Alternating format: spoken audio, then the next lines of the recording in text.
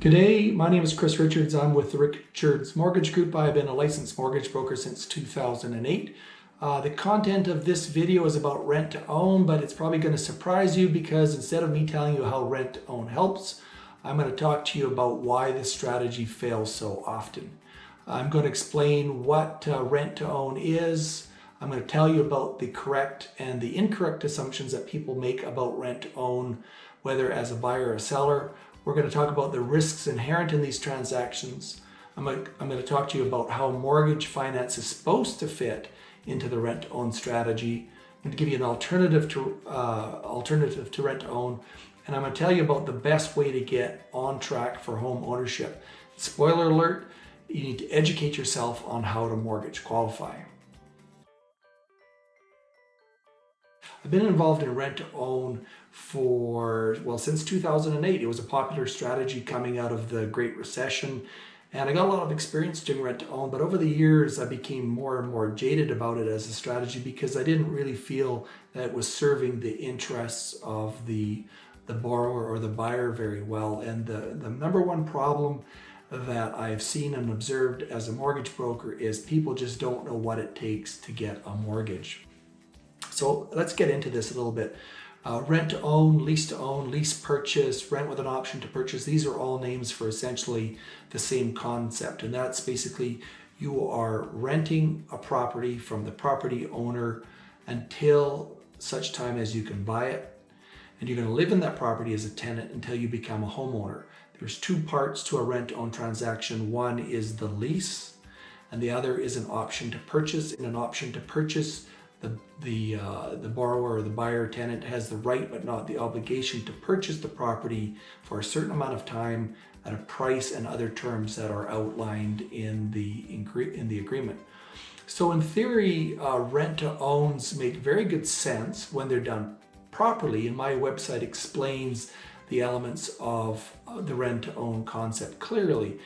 In practice, however, it fails miserably for many people, and that's why I've decided to make this video.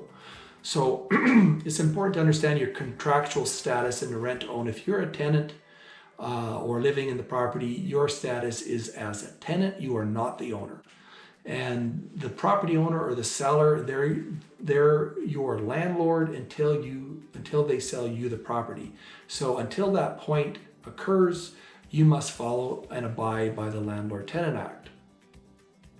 So in a rent-to-own transaction, there are some key assumptions and expectations. One, the owner is expecting the tenant to get a mortgage before the lease term expires so that you can complete the purchase. The tenant expects that he or she will own the property by the end of the lease, or why else would you enter it? The property needs to be easy to finance, and this is not always the case, especially with certain property types like manufactured mobile homes. There's also problems when the contract price exceeds what the fair market value of that property is when it comes to get a mortgage. One of the other assumptions that buyers and sellers have is that you as a rent-to-own buyer will have a selection of banks to choose from, which is seldom the case at the end of a rent-to-own transaction. In particular, if you've got credit challenges, finding a lender who's still going to give you a mortgage coming out of a rent-to-own transaction, that's an unsafe assumption. And finally, one of the biggest assumptions of rent-to-own is one of the first questions I ask when people call me is, I said, why are you looking to get into the rent-to-own? And the answer is, oh, I want my rent I'm tired of paying rent. And I explained to them, you're still going to pay rent because you're still a tenant.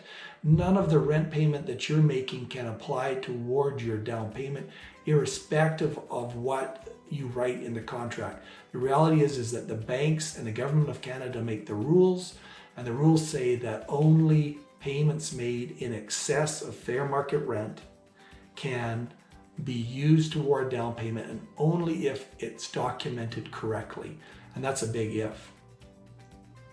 So in summary, if you're looking to get into a rent-to-own transaction, you are making a bet. The bet you are making is one, that you can get a mortgage by the end of your contract term.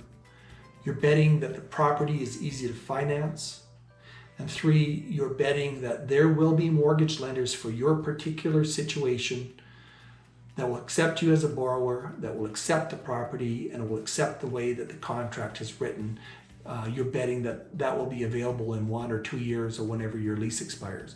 So that's a pretty big bet to make if, as a tenant, if you are being asked to make upfront payments to the landlord in the way of a deposit or down payment, and if you're being asked to pay monies every month in excess of what normal rent would be. And the reason that's risky is those extra payments are in most cases non-refundable in the event that you can't get a mortgage.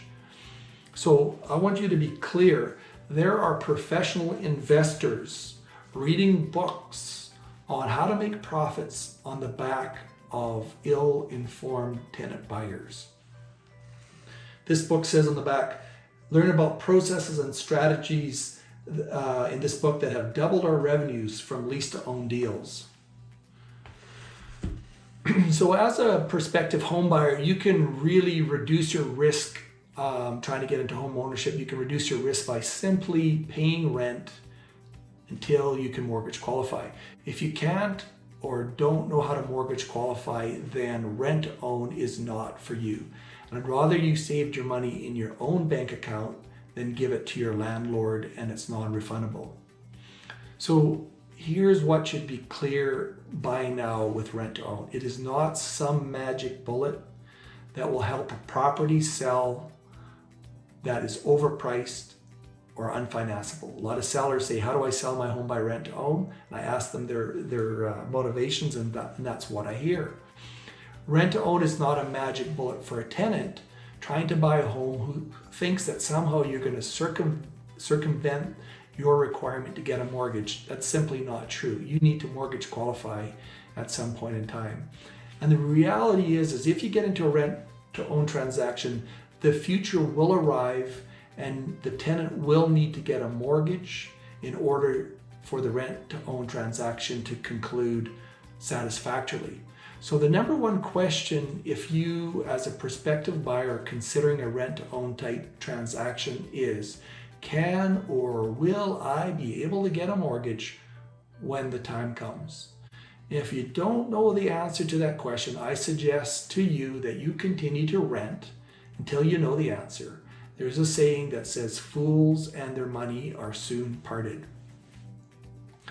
So on our website, in the top corner, there's a menu item that says, can you qualify, how to qualify? I recommend that you study that, you read it closely, you educate yourself first. There are no shortcuts to getting your own home. In fact, if you're looking at this video on my webpage, you're going to see red marks all over where it says discontinued, no longer available. We're no longer advising on rent-to-own transaction. Rent-to-own can be a great strategy in theory when it's done right, but the failure rate for tenants and buyers has simply been way too high, and it's because of one critical reason, and that is the tenants more often than not fail to understand or take the necessary steps of what it takes to mortgage qualify during their contract term. There's an old saying, old habits die hard. So as a mortgage professional, to get a mortgage, you need to have 3 things in place. We call it ICE, income, credit, equity. You need to know this stuff. Your income or in ICE needs to, your income needs to be stable and sufficient to pay not only the new mortgage, but all of the existing consumer debts that you currently have, like vehicle loans, credit card balances, lines of credit. The C in ICE stands for credit. You need to have reasonable credit. It needs to be established. You can't have outstanding collections. You can't have recent late payments. You can't have derogatory issues on your credit report. If you haven't pulled your credit report, pull it. You need to fix it. The E in ICE stands for equity, which is your down payment that you need to bring to the table. You need at least 5% down payment for a residential home in Canada, plus you need to have 1 to 1.5% for closing costs. Those are things like lawyers, inspections, appraisals, property tax transfers. So how long will it take you to save their required down payment. And as I said before, no lender can accept rent paid as your down payment. So here is a safer strategy to getting your own home, and we call it rent until you can own. So here's what I would do, and I'm a landlord as well, and this makes a ton of sense. Excuse me. As a tenant, you want to find a landlord looking for a tenant in Kijiji or Rent Faster or Marketplace, whatever you're looking at, and ask them this question. Ask if they'd be interested in selling you their property in the next year or two if you could mortgage qualify. And also find out, if they're interested, find out when their mortgage expires, and use this as a target purchase date that will help you set a goal to get your own mortgage. Now, this is attractive to your landlord because it's very difficult to sell your property and avoid a mortgage payout penalty. So if you can time a purchase of their property the same time that their mortgage is expiring, you're going to save them a few $1,000s on a mortgage payout penalty.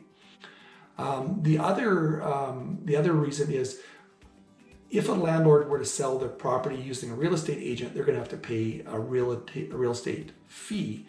And if you are going to be purchasing that property from them directly, they can save a real estate transaction fee. So that's another incentive of why a landlord would consider you as a purchaser of their home if indeed they want to sell their home. So in that regard, you get to live in a home, you get to take care of the property, you have a mutual agreement with the landlord that a certain date comes that you're going to be ready to mortgage qualify for them, and the landlord is not going to have the headache of trying to list a property with a tenant in it or sell a vacant property, and they're also going to be able to time their sale with the expiration of their mortgage contract. So that's a win-win for everyone. So all you have to do is convince the landlord that you know what it takes to get a mortgage. So you need to learn that. So the difference between a rent to own and this new strategy called rent until you can own is you're putting your savings into your own bank account, not the landlord's, and your savings are not at risk. So if something comes off the rails, you lose your job, something happens with credit, at least that money is in your bank account and not your landlord's. One of the things I like to advise mortgage clients is to set up an automatic savings plan that takes money every payday directly from your checking account. So Tangerine is one of my favorite. You can program Tangerine to say take $350 or $500 or whatever the number is every paycheck exactly on payday and put it into a separate account that's not that easy to access. And that becomes your savings account for down payment. You can also put into that tax returns, or you could sell something and you start working on that account, and that's your goal. So you need to convince a landlord that you're going to get a mortgage. So talk to a mortgage professional and make a plan to mortgage qualify, and know how to convey that information to the landlord that you're on top of it. If you have credit issues, fix them. If you have unstable income, get a steady job, keep your job. If you don't have down payment, start saving your down payment, quit spending and start putting it away. So in a nutshell, can you mortgage qualify? What's it going to take? And do you really have the desire to own your own home, or are you just blowing smoke? So if you are serious about home ownership, we will give you up to a 30-minute free mortgage pre-qualification consultation. We call that a discovery call, and we'll help you understand what it takes to mortgage qualify and help create a plan. If you call me and you want to talk about rent to own or setting up a rent to own transaction, we're just not doing that anymore. If you say, but hey, our situation's very special, we know what we're doing, I'll say fine, but I'm going to charge you a $2,000 fee to set that up right. So let's say you give me a call and you say, okay, Chris, what does it take to get a mortgage? I have a sheet that I use that guides all conversations I have, and I'll start asking you questions. For example, how do you earn your employment income? How long have you been with your employer? Are your hours guaranteed, or do they vary? If your hours vary, I'm going to tell you, you need 2 years with that employer before you can get a mortgage and be able to use your 2-year average. I'd also ask you what your gross income is and what current debt obligations you have, for example, vehicle payments. As a general rule of thumb, the house that you can qualify for is probably somewhere in the range of 3.5 to 4.5 times your gross annual taxable income. 3.5 if you've got a bunch of vehicle payments, 4.5 if you're rather low on consumer debts. So it's really important to understand that the more consumer debts you have, the more vehicle payments, credit card balances, the bigger debt payments you have, the smaller your house gets. It's a pretty simple ratio. When we talk on the phone, I'd also ask you about what your credit report's going to show. Will your credit report show that you pay your bills on time as agreed? Is it going to show you have collections that need clearing up? Is it going to show you have high credit balances relative to your limits and that you're maxing out credit? Or are you spending your money? Are you living within your means? I'm going to talk to you about down payment savings. How are you saving your down payment? Do you have a TFSA? Are you setting up a specialized account? How long is it going to take you to save a down payment? Let's say, for example, you need $12,000 extra for down payment in addition to banking your tax returns and selling a few things. So if you need to save $12,000, how long is that going to take you? Do you have $1,000 extra per month for 12 months? Is that going to be $500 a month for 24 months? You tell me. I've had some clients call me who have excellent credit, excellent job stability, low consumer debts, and I can show you how you can buy a house within a month or so with a borrowed down payment, but that's only for very special situations. So it's possible to create a zero down mortgage for people with excellent credit and excellent jobs. Some other things we talk about in a discovery call would be, are you in a separation that's unresolved, or your income taxes up to date? Because these are a few other things that can stall out getting a mortgage. But those are also things that you need to clear up in order to get a plan.